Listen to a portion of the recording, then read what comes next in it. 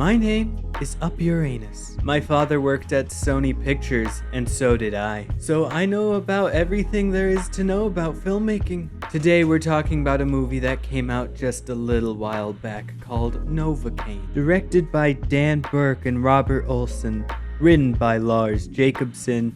Starring Jack Quaid. Or in other words, a dumpster fire of tired tropes, where all creative bones it may have had were broken. So why is it so important of filmmakers to not use tropes? Well, you see, it's not about not using tropes.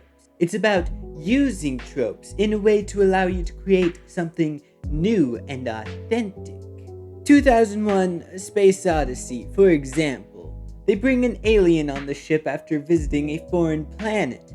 That's normal. Happens all the time in sci-fi. But the alien they bring on actually dies pretty quickly. The film has subverted our expectations and brought something new and authentic about sexual violence. That's in 2001: A Space Odyssey? 2001: A Space Odyssey, yes. Greatest film of all time. So what's wrong with someone playing on a classic trope with great writing? Ho ho, please. Name one story filled with tired tropes that was ever successful. Aragon. Terrible film.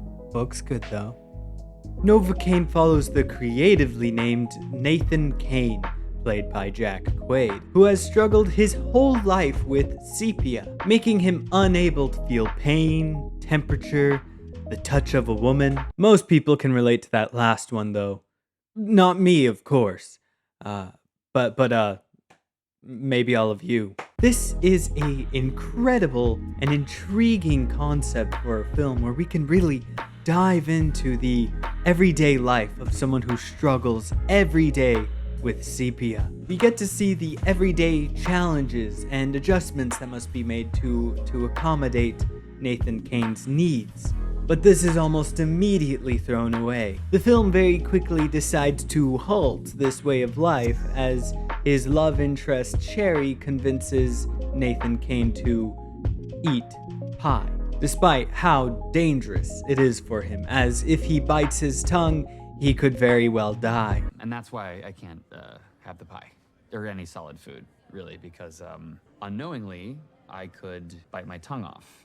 On top of that, this scene has no bearing to the story at all. No thematic purpose, nothing that enlightens Nathan Kane's character or provides any insight onto the rest of the film whatsoever. This is pie? Imagine if instead of pie, we got to dive deeper into the sex scene. Everyone knows that a film is not truly cinema unless it has a long, awkward, and uncomfortable sex scene to truly show the raw humanity of the film. How am I supposed to believe in this relationship unless there's really loud moaning and random butt shots? There's this incredible moment in Stanley Kubrick's 2001: A Space Odyssey, where this man has traveled back in time, has sex with this woman as the climax of their love. The whole time you can't help but think that this is true love. To have sex with a man who has worn some homeless guy's stained, gross pants. Now that woman has every STD under the sun to remember that man by. That's romance. That barely begins to explain the rest of the problems with this film, because after we get this day in the life, this character study of Nathan Kane, the movie decides to become an action thriller. It completely throws away the fascinating ways that Nathan Kane must adjust to his everyday life and just allows him to hurt himself non-stop in order to save his love interest. Because that's what people who actually struggle with sepia would do for their love interest. If there's one thing I can say to compliment the film, it's how impressive the special effects are. But movies aren't made by good effects. Movies aren't made by cool action set pieces. Good films are made by raw humanity. What if instead of an action bank heist, we had a really long, uncomfortable sex scene? I truly Can't believe I subjected myself to this movie. This movie does nothing particularly interesting narrative-wise. If this movie were true cinema, it wouldn't lack hoopla. Hoopla is essential to all film, but instead this film decides to rely on normie tropes. Meaning despite the pretty effects, I was dozing off in the movie theater. So what is hoopla?